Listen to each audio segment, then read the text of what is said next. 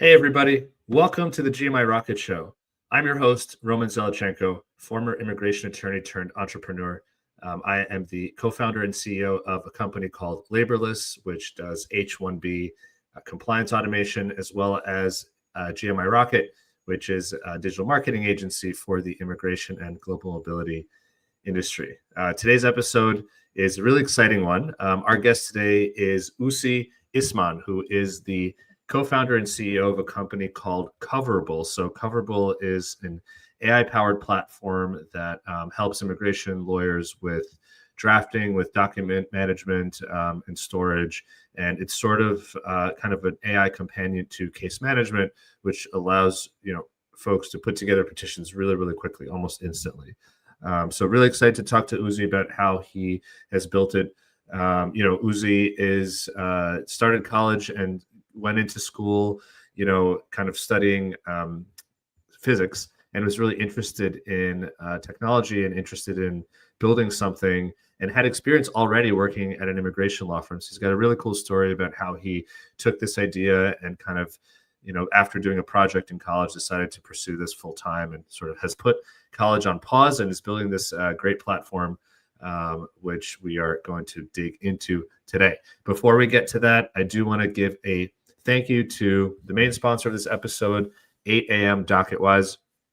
So for those folks who are immigration practitioners or work at an immigration firm, DocketWise is an end-to-end immigration case management platform that has best-in-class immigration forms, amazing customizable and multi-language questionnaires, industry-leading integrations, including with my company, Laborless, great customer service. I've known the team for a number of years, before, and now they're 8 a.m. DocketWise. So they went through a really cool rebrand. What I really like about DocketWise as well is that they create a lot of great content for the industry. So they have a really great blog that's helpful for practitioners. They have an ebook, they have a podcast as well that I've been a guest on, and so much more. They support this show and other things that hopefully bring value to the immigration industry. So super thankful for DocketWise. If you're interested in learning more about whether DocketWise can help your immigration law firm or in-house immigration team, check them out at 8 a.m. That's the number 8 am.com/DocketWise, or click the link in the show notes.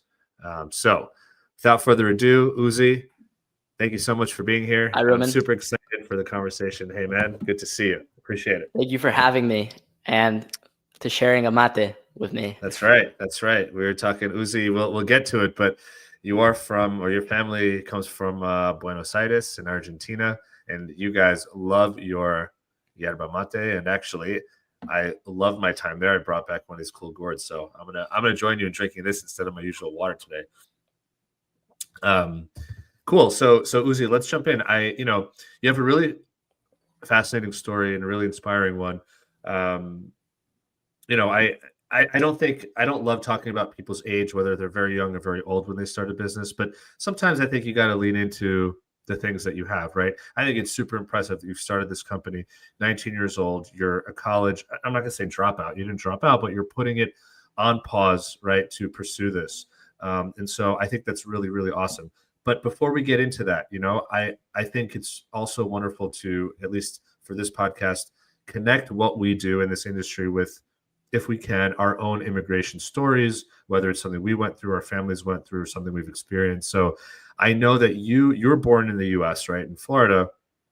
Your family came from Argentina, but even before that, your family actually fled anti-Semitism in Europe and moved from Europe to Argentina. Now, I know that was a few generations back, but what do you know about, your family's sort of history and how they ended up in Argentina, and how your family kind of got there and eventually came to the U.S.? Yeah, so it's actually a pretty interesting story. My family, as in my dad's side of the family, comes from Poland, a small town in Galicia, to be more specific. I think today it's actually Ukraine. And they lived alongside Christian neighbors. I'm Jewish. It's a pretty diverse community. And when Hitler was planning on invading Poland, something terrible happened. I believe it was my great grandpa and his brother and two of his brothers that left to go buy milk at the town. So they left the neighborhood, went to go buy milk.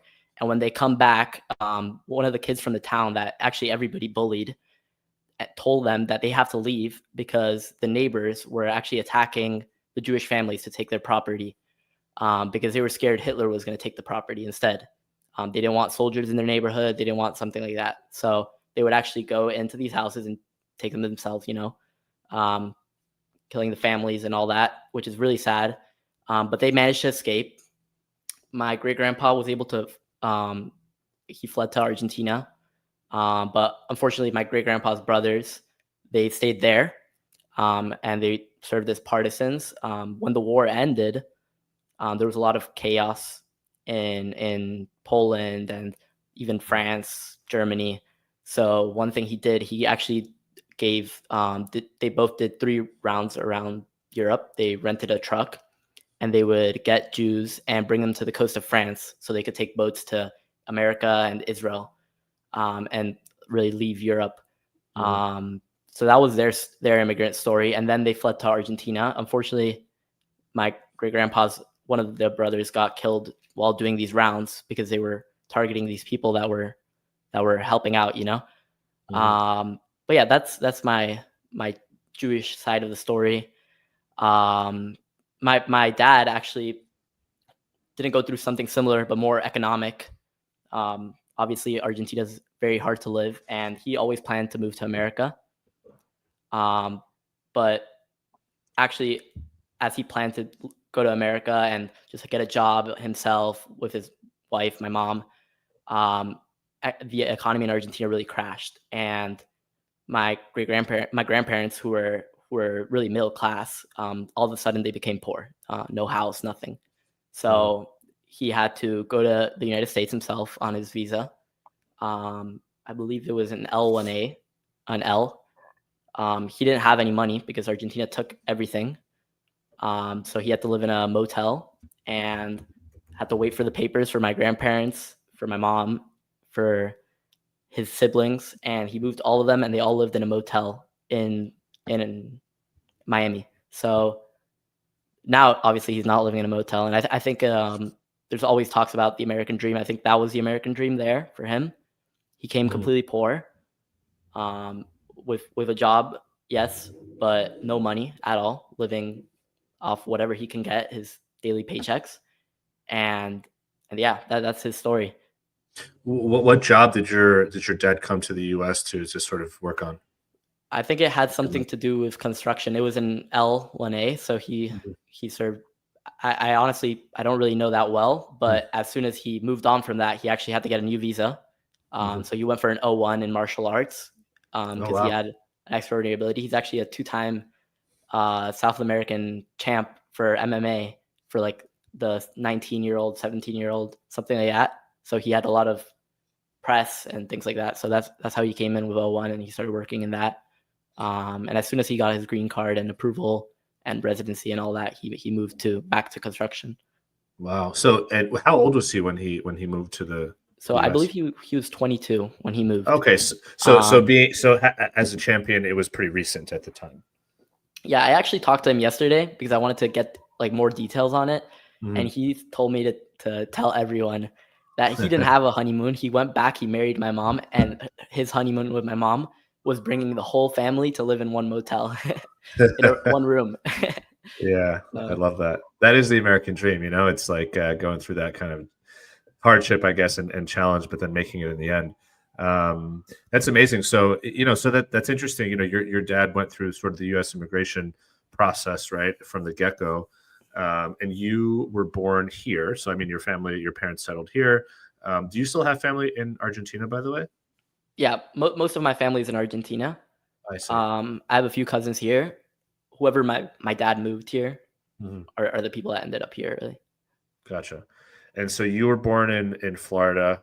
You grew up in Aventura, right? Florida, but pretty Spanish-speaking community. So I guess you grew up like speaking Spanish with your friends, obviously with your family. What was that like for you? I mean, you're obviously in America, but in a place where, I bet for many, I'm sure English is your second, third, fourth language.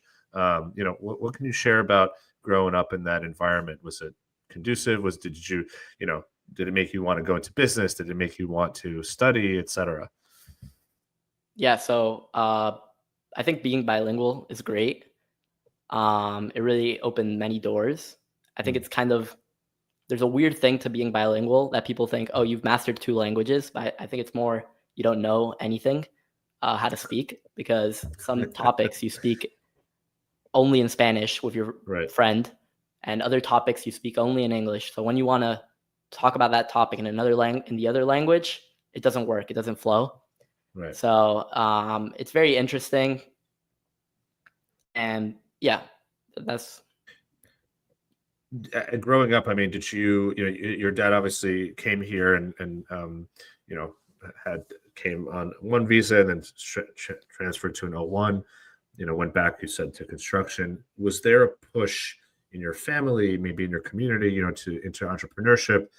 Obviously you're doing this at a young age, right? Like, I had ideas maybe when I was 19 or 20 years old, but I didn't pursue it. My immigrant family was, you have to study, you have to do well in school, basically get a good job. That's what I saw. What did you see, right? Did you see a path which was education and career? Did you see a path where folks were starting their own businesses? Kind of what was that route that brought you kind of to where you are today? I think it's really, my dad is an entrepreneur in a sense. He started his own business as soon as he was able to. In construction, and now he works his own business. Seeing him manage his own things, work by himself, he's always taught me that it's better to make $50,000 a year and work for yourself than make 200,000 and work for someone else. So since I was little, I had that entrepreneurial spirit.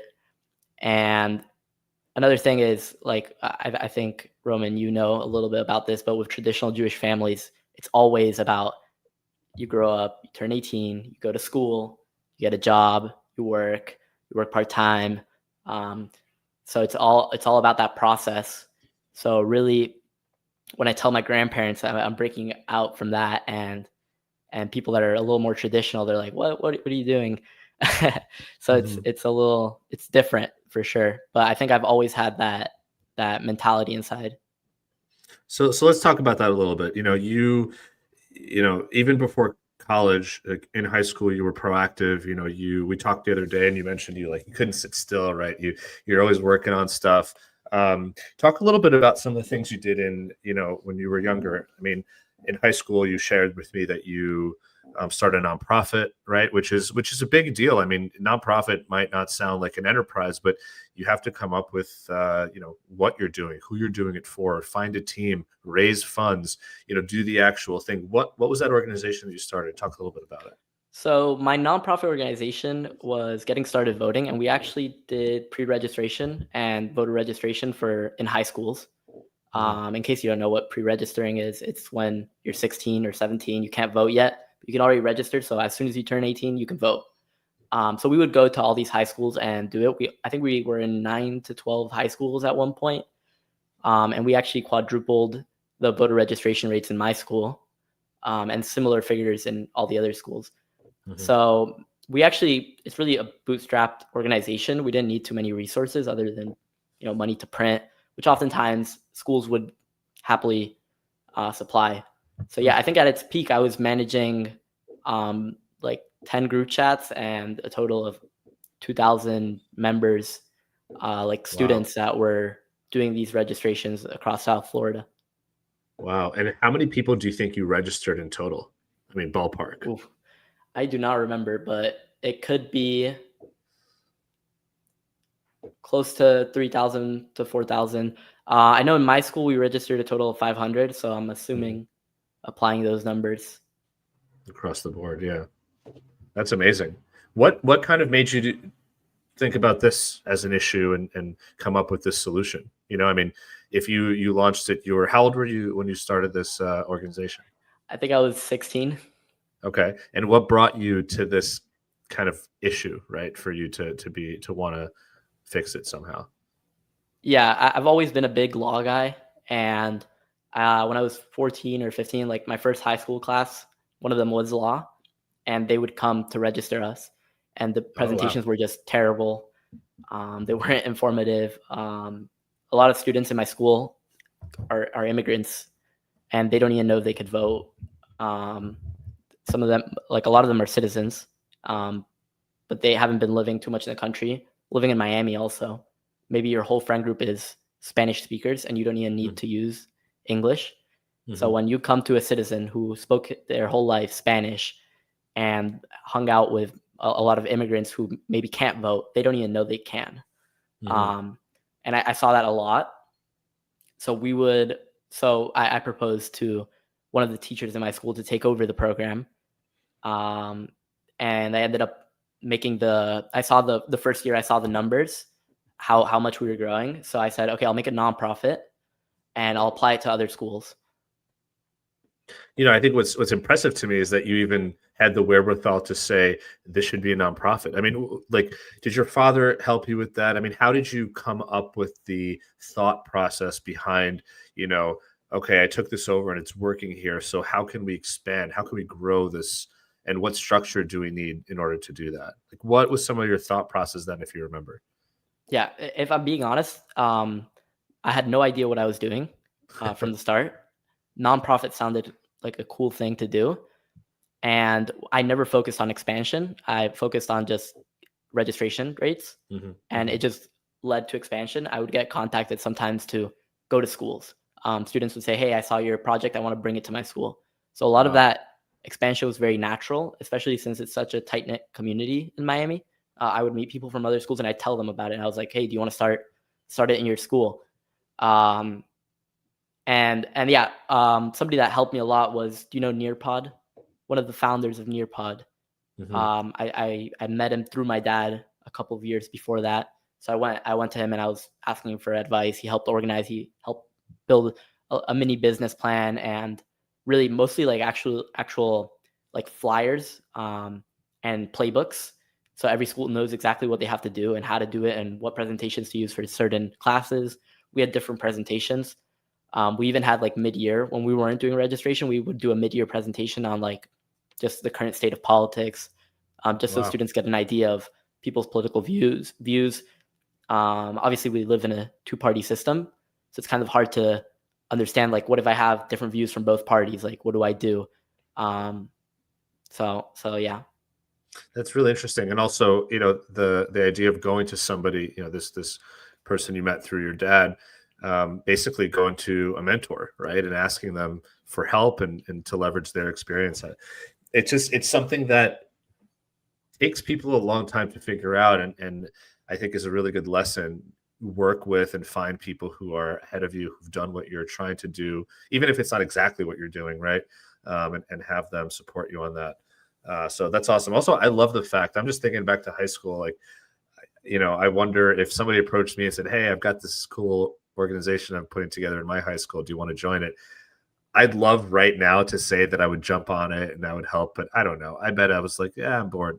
Let me go play video games at home or skateboard or play basketball or something. So I love that you actually did that. So you started this nonprofit and you are obviously impacting people. You're kind of in, I don't want to say politics, but sort of, in the civic sphere, right? You're supporting people's and encouraging them to explore their constitutional rights and their ability to serve their community. But then you also, high school student, right, were continuing to be interested in law, and you eventually found an internship. What made you want to intern at a law firm in high school? Did you know that this is something that you should do for your resume, or are you kind of like, hey, I'm interested in this for the future, let me see what this is like? The best way to see it is to just get an internship, right, and do some work. Yeah. So when I started high school, I was very law oriented. I was actually really a guitar player with long hair and everything, but I loved law and that's what I wanted to study, be a lawyer. So I asked my dad if he knew any lawyers. And this is kind of destiny because he gave me like three options, like actually like more options that he's worked with, immigration lawyers. He gave me one immigration lawyer, then like a bunch of real estate and corporate. And I told him I want the immigration lawyer. I don't know why, honestly. It was just instinct. And it ended up being the best experience ever.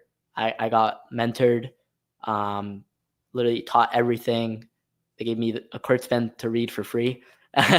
So I got access to that and a bunch of legal knowledge from really, in my opinion, one of the best firms ever. And yeah, that's how I got into that internship. What were you doing? I mean, you're in high school. How did you manage that internship? What were you doing there? Yeah, so at the start, I was going part time to see what it was like. I mostly wrote expert opinion letters, and worked with resumes to see how the case could develop. I ended up writing cover letters and really working almost as a paralegal, um, doing the case prep, some strategy, finding really sometimes I would even find what job title fits best for that person to really Mhm. encapsulate their whole career. I worked almost exclusively in extraordinary abilities, um, which they actually placed me there because of my dad, since Mhm. he had the O1. So they said, "Oh, I think you'll fit in with that. You'll relate Mhm. to it." We actually are the office space is on top of Mr. O1. I don't know if you guys know what that is, but it's a pizza place, and the chef of that pizza place got an O1 No to way. come to the country. So the restaurants are called Mr. O1s, and I happen to work right above one. That's so Um, funny. Is the yeah, O in Mr. O1 is it like a pizza pie? Because it should be. I'm not sure. I can't remember the Okay. logo, but it might Fair be. enough. Hopefully. Yeah. Yeah. So by senior year, I was working way more. I would try to do as much as possible. I would leave high school early. Um, as an internship program, I would leave at like 11 or 10, and I'd go straight to this job, and I'd work there Mhm. till they closed. So So and by the way, did the high school sort of know about this? Were you doing this in lieu of credits, or did you kind of already have enough credits and as a senior you were able to just kind of get out early? yeah, so there was actually a special class that they Oh, provided I see. for students doing this. I already had all my like math and all that done, so I didn't have to take any other classes. Today in high school, you take 8 classes, so you really like, finish things faster, have more time I for mean, electives. my senior year, I think I got out of school. My day started about 7:30, like my first class. It was AP Calculus or something, and then we had a few other classes. And I think I was also out by 10:30, but I did not work at an internship. I worked in retail, which was still fun. It's still a job, right? I mean, you don't have to work as in high school, but it's good to work in high school. But love that you did this and you were working there till late. Did you find the work interesting? I mean, I'm sure some of your friends were like, "Hey, man, let's go do this or do that," or you want to play music or sports or whatnot. I mean, were you actually kind of interested? You'd go into work and be excited to be there till close. Yeah, I loved it. Extraordinary abilities is the best. I still love working with it, and when we work with our clients now, I always offer to sign an NDA and work on the case with them, because I love diving into their case and actually doing organizing, seeing what awards they won, seeing what type, like what person like they are, Hmm. and how they actually achieved what they achieved, how they got there. It's actually kind of an automatic mentorship for me. You're reading through this extraordinary person. Lots of times they're crazy, awarded, internationally recognized people. So yeah, I love doing it. Yeah, you kind of dive into this person's life story and you can see all of their accomplishments and I guess maybe learn something from them, right? Yeah, exactly.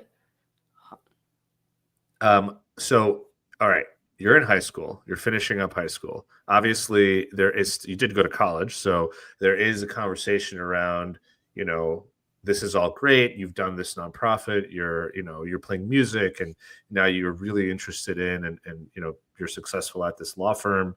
Yes, I guess a paralegal, if you will. What were you thinking about in terms of next steps? I mean, obviously the thought was you're going to school. You had good grades in high school, right? What were you interested in from a university standpoint at that time? Yeah, so I actually did not have any idea of what university I wanted to go to. And when I got back my admissions, I got into a few schools, mostly because of my extracurriculars, really. and I wrote mostly about that because I was the school president as well, so I managed all of that. And I actually applied to Carnegie Mellon last minute. I applied to most schools last minute, so I often had to go in and replace it when I missed an application. And when I got all my admissions back, I still was focused on econ and political science at that time. I applied for that, and I looked through all the schools, and I saw that Carnegie was the most tech oriented. And I don't know what the impulse was, but I said, okay, I'm not going to go to. I had better schools to go to, and I said, okay, these schools are too old fashioned. I need to go. What school is innovating in tech right now? I'm going to go to that one, and that's how I decided on Carnegie Mellon, and it was the best decision I've ever made in my life. So, And so you entered with what? Because I know ultimately you ended up majoring in quantitative physics, right? yeah. Can you talk a little bit about, obviously you had this idea, you wanted to be a lawyer when you were younger, you worked at a law firm, you were in politics, locally, let's just say, but still, as a high school student, which is an amazing track record for somebody that will, to your point, study political science, study economics, maybe then go to law school, pursue politics, become an attorney. What made you change sort of while you were in school to a more technical degree? Yeah, so I started with behavioral economics, and I liked it. But at one point, my first semester, I noticed something's missing, and then I looked back through high school, and I noticed that every year of high school, I took a physics class. So then I started studying physics on my own again, and I realized that was a path for me. Very math oriented. I also took a computer science class my freshman fall, and I loved it. So I said, I'm going to study computational physics. And I switched my major. And the next spring, I was studying black holes and a bunch of fun classes that I get to. I get to mix computer science with physics. So let's talk about the class that forced you into a tech project, right? Because something yeah, eventually led you to starting a business, but that didn't come on your own. So, like, what was that? What was that story? yeah. Okay, awesome. So if there's people from Carnegie Mellon watching right now, everyone's gonna know 15112. I loved the class. Everyone hates it. I loved it, and I had a great teacher, Cosby, and he really pushed us to innovate in the field. Um, it was very work intensive. I was literally memorizing how to do certain algorithms and things like that because I knew I couldn't innovate in the moment of a test. But at the end of the year or semester, you have this final project that you work on, and you get to build whatever you want. That's where it really kind of took off for me. I decided to meet with him like every 3 days, and I worked on more experimental things past the class, which is something called web scraping. So I would scrape through the internet, find things, and bring it back. And I built like my own web scraped version of Terraria. Do you know the game? So it's like a video game. I don't really play video games, but I liked the concept of building that one. So I built it and I submitted this project. But I always, since I was a paralegal, like working as a paralegal, I told my boss that one day I would optimize my job. I would completely do it with computer science, and once that was done, I would bring it back to her, and she'll be able to replace me with a robot. So I told her that, and then it kind of became true because I was building this game, and I was like, okay, so I was thinking about this a few months ago, how I could apply this to immigration law. I'm gonna start it. So December rolled around, and the semester like started winding down, so I was more calm, and that's when I started building Coverable. What was the first iteration of it? What was, Oh, it was initially, terrible. okay, because you had this experience and you were, again, like you said, you were kind of a paralegal. You were looking at people's resumes. You were creating, writing support letters. You were drafting cover letters. And now you're building a web scraping tool. So what was the connection that you made? What portion of the work that you were doing at the immigration law firm did you sort of immediately see and say, all right, that is the thing that I can automate? Yeah. So I started with cover letters. I thought it was like the most difficult part of the process, both drafting the evidence, organizing the exhibits automatically. So that was what I wanted to focus on, exhibit logic and just content overall and having a strong case.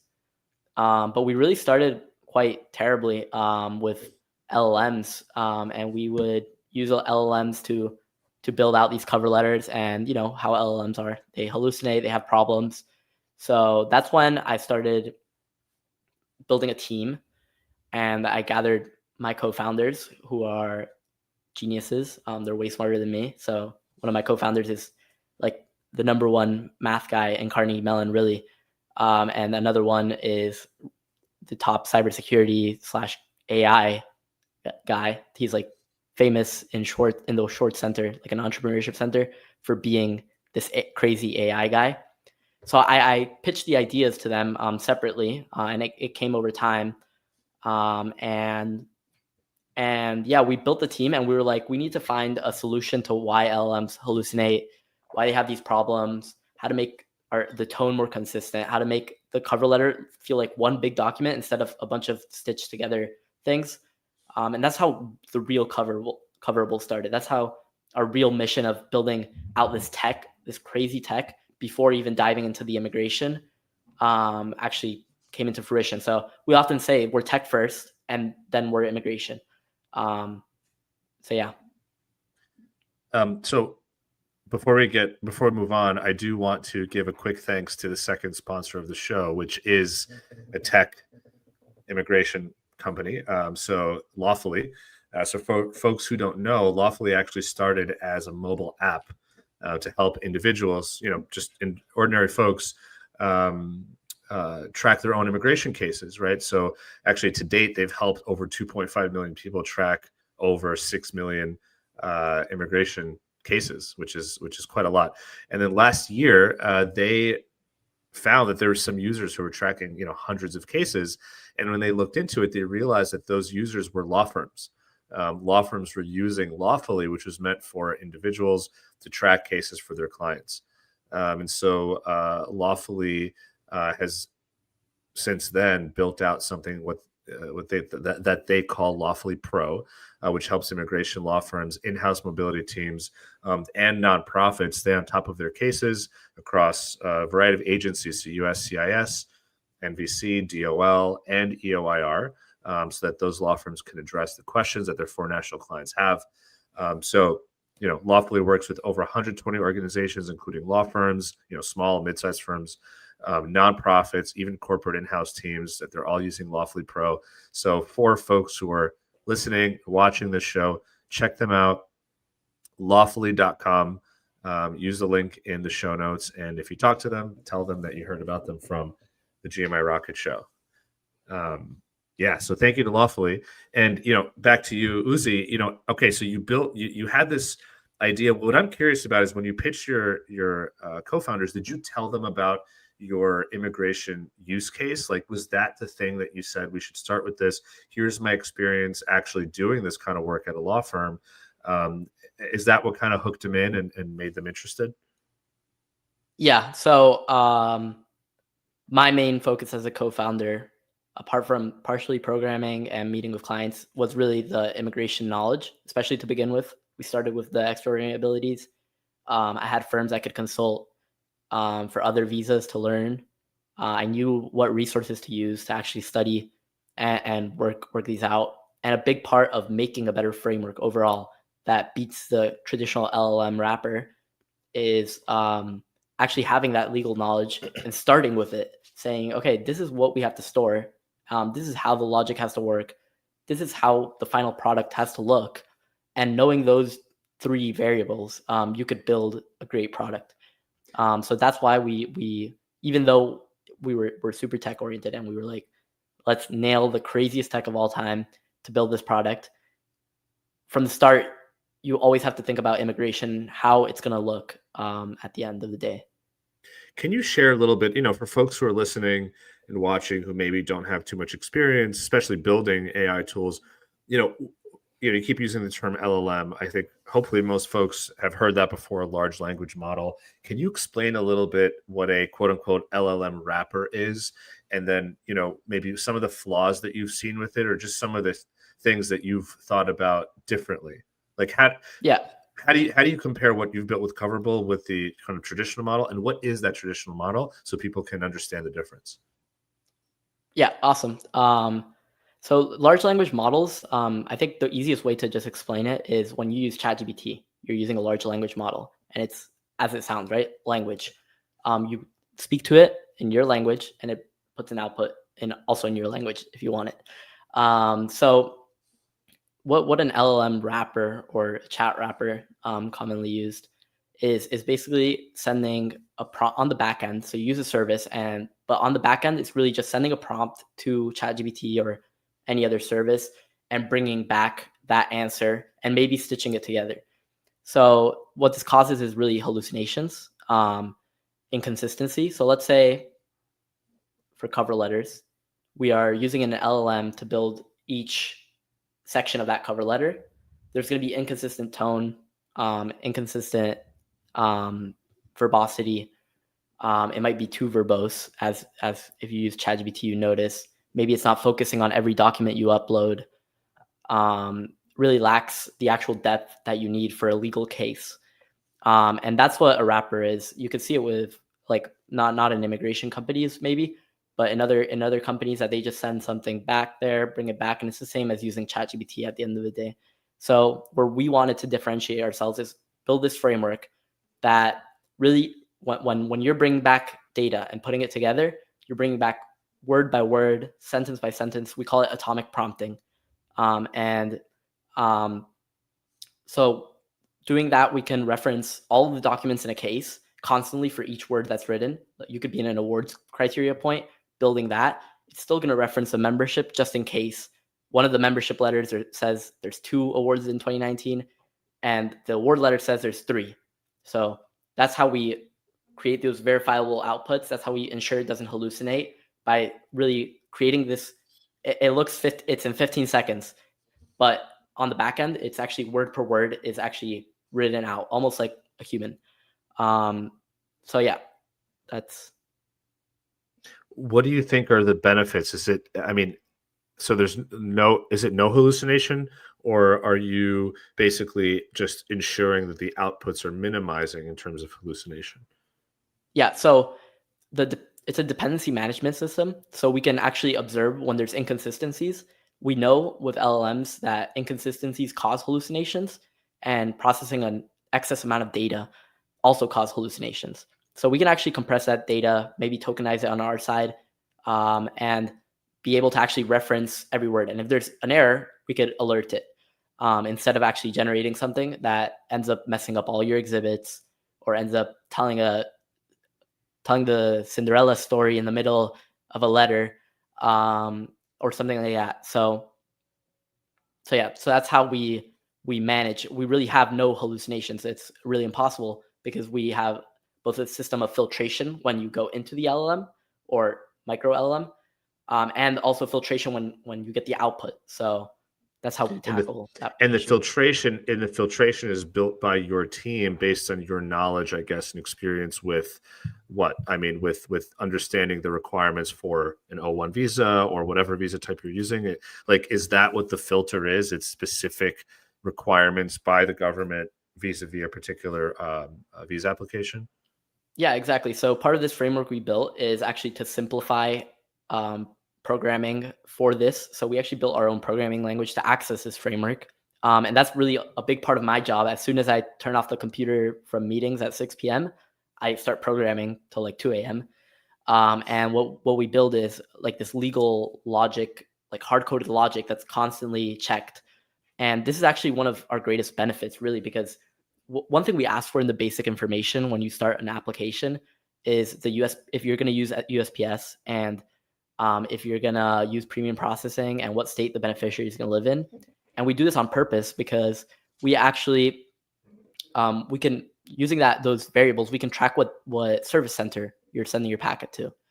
And we could use RFEs from our partner firms for the past year to actually see what are the common rejections from this service center. Oh, the high salary point is rejected from the Texas service center.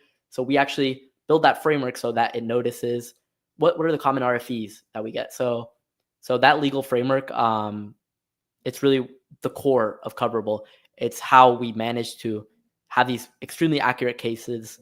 And really, right now we have 100% approval rating without we haven't had RFEs or anything like that yet. So we're proud of that. I'm glad to keep saying that.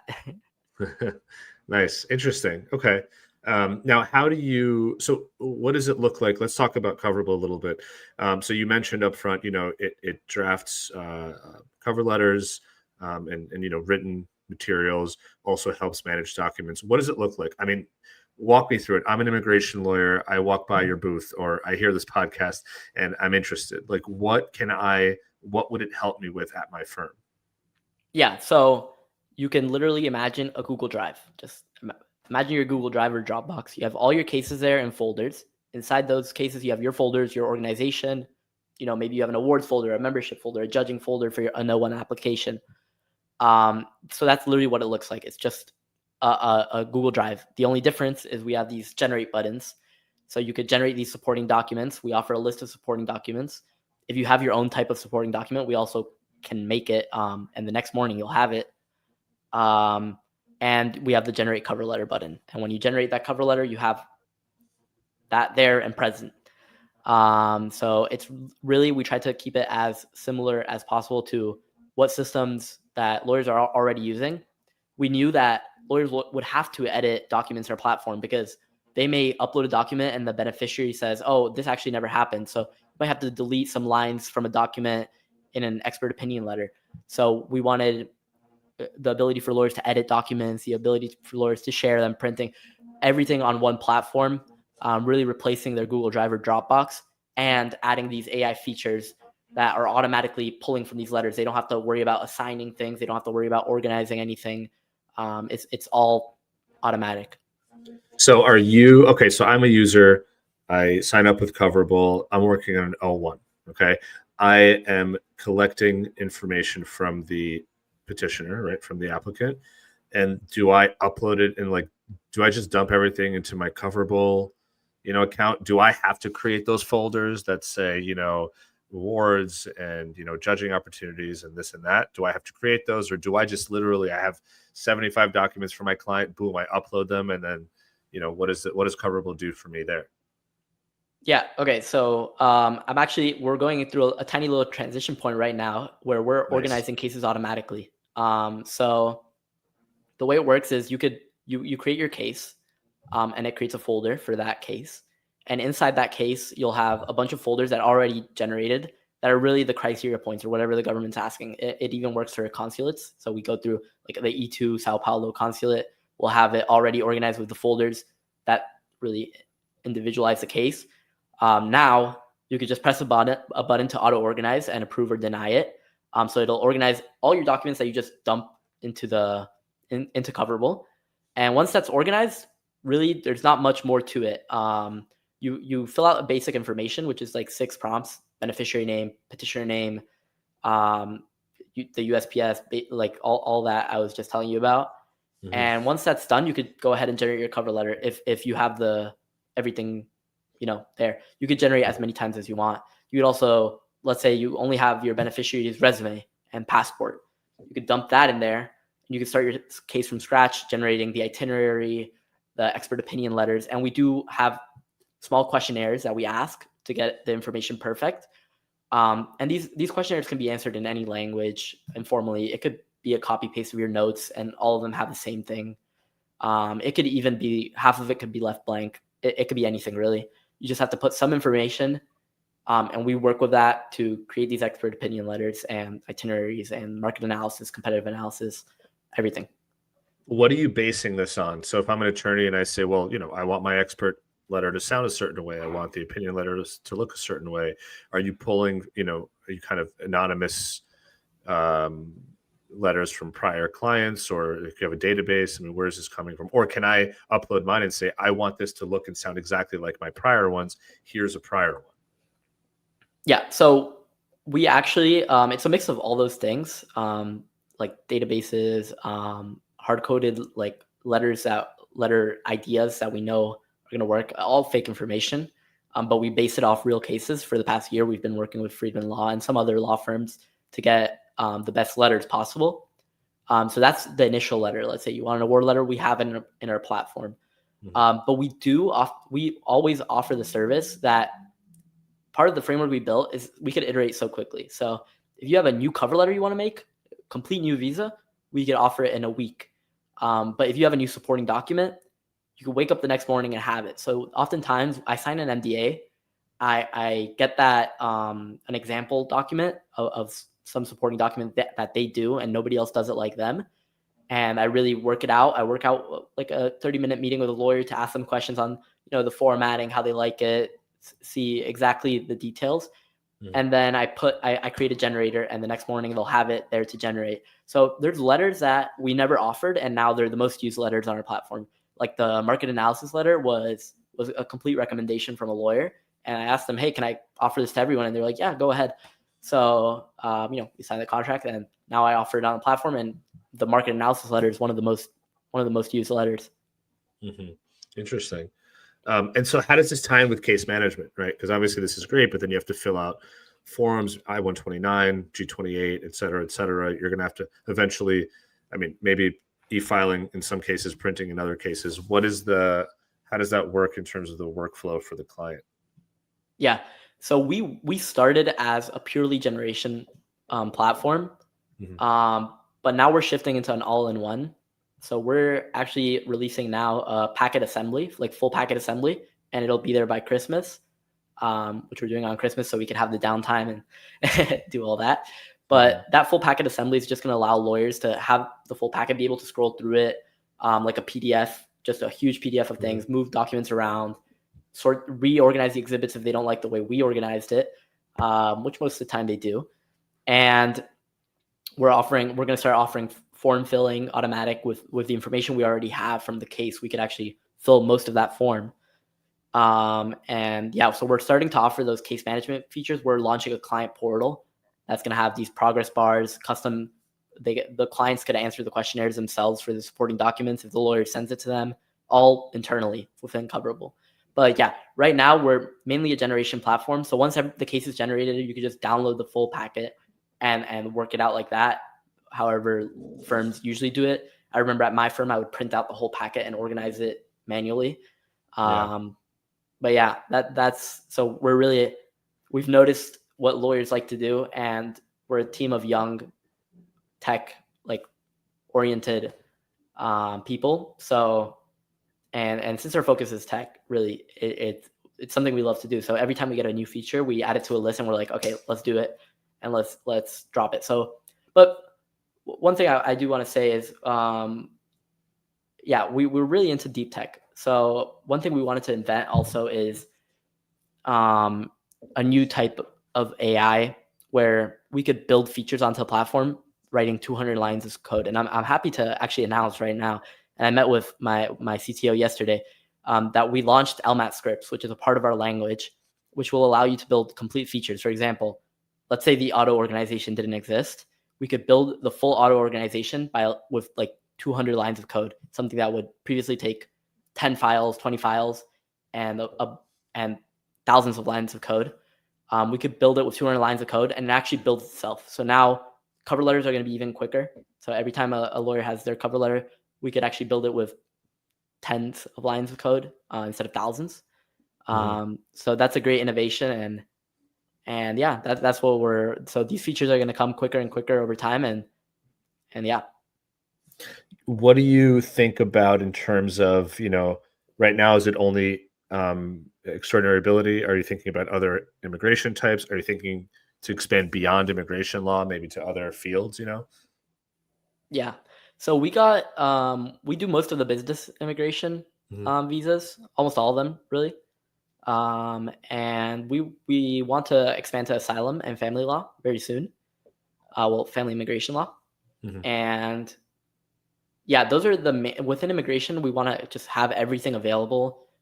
So lawyers are just comfortable on our platform. They don't have to leave. They don't have to get another AI platform to do family, and things like that. We do work a lot based on our clients. So our clients oftentimes they're just comfortable with the visas we have, but we always ask them, what visas do you do? And if they Mhm. do something we don't offer, we build it. Um, so we're very client oriented with that, and we like sticking to what our clients like regarding tone, regarding even cover letter length, because we noticed that usually lawyers have a similar style, and their length of cover letter, their tone, their verbosity, the details. And regarding other fields, the tech is very applicable to other fields. We're very, very concentrated in immigration. We did get offers to do construction bids, which are like 500-page cover letters, and civil law. But right now we're locked into immigration. Yeah, that's awesome. I guess one of the last questions I would ask you would be, a lot of companies, especially the AI companies that are kind of launching now, are building. They're going beyond drafting, right? So yes, AI started with generation of documents, but obviously the law firm might say, well, this is great, but then can I organize things, et cetera, et cetera? Nevertheless, right? There are a lot of tools within the industry that do different things. So are you thinking about, are there API capabilities or other like integration capabilities? If someone says, I love what you're doing, and this is, I'm just, realistically, there are firms that have been with their case management platforms for 15, 20 years. And it's very difficult and sometimes not worth it, or maybe they don't want to, they love their team to move in terms of forms and compiling, but they might love your tool from a generation standpoint. So have you come across this yet? Or like, what are some of your thoughts on, using this, but then also adding it to your tech stack rather than replacing things? Yeah. We're a very friendly company in the sense we don't like to, well, obviously people that are doing something similar to us, we have to compete with, but we're not trying to take somebody else's company idea and implement it into ours and thing. Am I allowed to shout out 2 companies? Sure. All right. Shout out Number whoever one, you want. Lawfully. And they're actually the sponsors. So yeah, I think they're doing such a great job. And I've already talked to them about having an API collaboration soon. We want to get all our features out first, but we're never going to do what Lawfully does in the sense of case tracking. So we'd love to offer it to our clients as well and have some sort of partnership with them, as well as IMI Translate. We obviously don't have signed translation. We don't have people. We don't have any, Russian people that speak Mandarin here to sign off. And I know IMI Translate, I think they have worked with somebody for an API. That's what I heard. I'd love to work with them because when I talk to lawyers, these are 2 companies that really come up a lot. So that's awesome. Yeah, no, they're great companies and they're doing great work. And so, yeah, and right, that's sort of, the idea is the immigration tech ecosystem is growing, and there are lots of companies doing amazing work. Lawfully is one of them. Retranslate is one of them. Case management, that's one of the reasons I asked. I mean, all these companies are great, but something like case management is often the kind of single source of truth, if you will, right? Like that's where ultimately the client's information, the PII lives. You track the cases, et cetera. So, and I just, just based on what I've done over the years with Laborless, I know that firms they build their processes around case management. And while I understand where you're coming from in terms of wanting to build some of these features, in my view, flexibility has always been great. So maybe someone might say, well, I don't have a case management tool. I'm still growing, so I'll jump in with yours. Another might say, I love your tool. I've been working with our company, whether it's DocketWise, who is our sponsor here, or anybody else, for a decade or more. I'd like to stay with them, but I would like to use your services. So I just think it's good to know, right, that you're open to and flexible enough to be part of somebody's tech stack and help out with what you're good at while allowing them to stay with whatever they're already using, in a sense. Yeah, of course. I think it's the best thing you could do. There's no reason to work a year on some features that other companies just offer really great services already. Yeah, that's awesome. By the way, we've had some great, I just haven't been able, because I've been so into our conversation. We had a couple of really great comments here.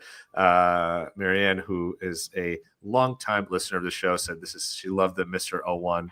And she said that you, Uzi, are an incredibly insightful and forward-thinking young lad. So appreciate it. Thank you. Thank you.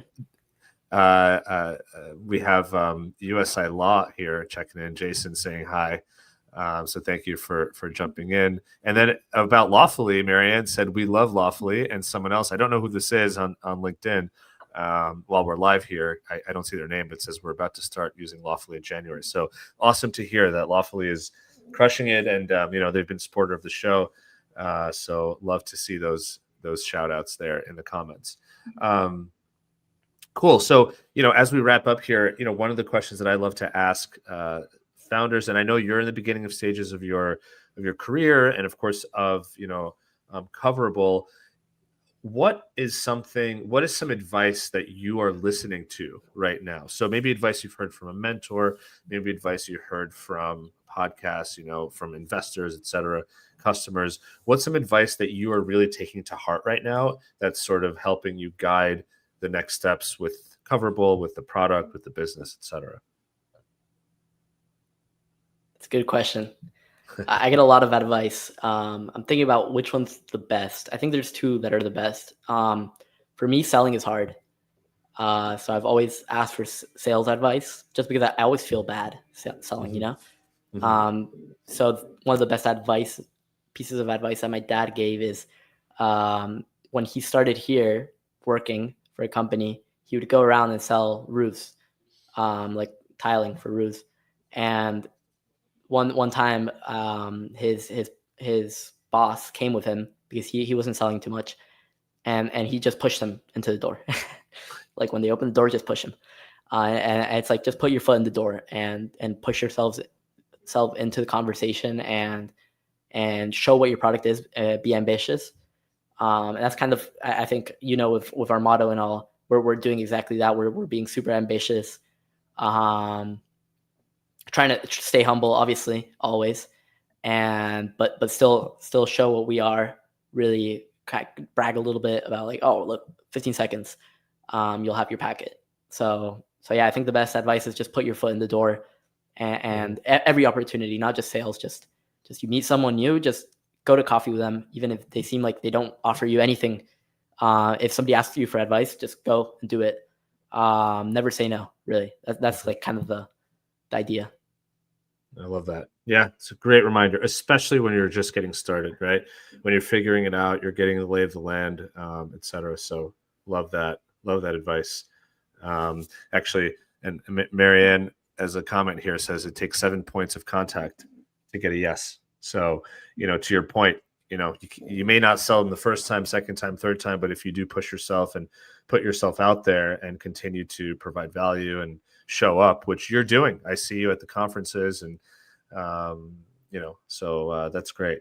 Well, awesome. Where can people find you? Where can people find Coverable if they want to check it out and learn more? Yeah. So the best way to reach me is always LinkedIn, to message me directly. Our website is coverable.ai right here, and my name is Uzi Isman on LinkedIn. So those are the two best ways to reach me. We do webinars every week, Tuesday and Thursday. We do small groups with like 3 to 5 lawyers. So we love when people join those. Everyone gets to say how they use our product already, if you're already have been using it, or they tell us like they're new, they want to know how other lawyers use it. We explain it, we go through it, we show you. So it's the best thing is to go to the website, sign up for a webinar, or just text me. I'm very open and I always respond. So love it. Awesome. Uzi, thank you so much, man. This has been awesome. It's been a pleasure getting to know you and learning more about Coverable. Obviously, wishing you the best of luck and excited to see you at more conferences and continue to build out the product. So thank you for being on the show. Appreciate it. Thank you. Thank you so much for having me, Roman. I really appreciate it. It's always great. You always help me out. So I'm really, really happy. Thank you. Awesome. Thank you. Awesome. Thank you so much, everybody. What a great conversation. So many comments today, which I really appreciate. Really impressive story, really cool product. Definitely recommend folks check it out. I do want to say thank you again to the main sponsor of this episode, 8 a.m. DocketWise. So once again, DocketWise is an end-to-end immigration case management platform. By the way, speaking of growth and pivots, DocketWise started as a, what they call a B2C platform, BorderWise, which was built to be a sort of